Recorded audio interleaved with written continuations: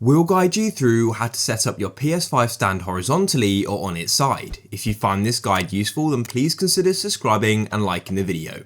First of all, grab your PS5 stand and you need to make sure that it's rotated like so.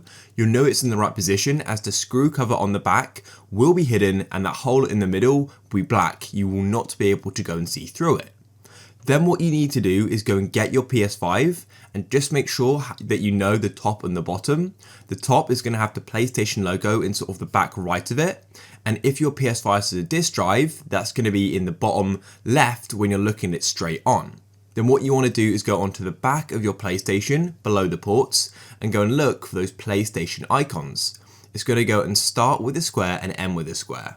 And what we need to do is go and grab the stand and you need to go and align it. So roughly put it on the first square and the last square. And then what you should be able to do is go and slide it on.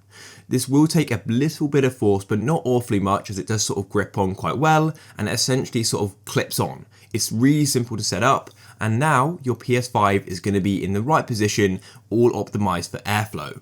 So if you guys found this useful, then please consider subscribing and liking the video.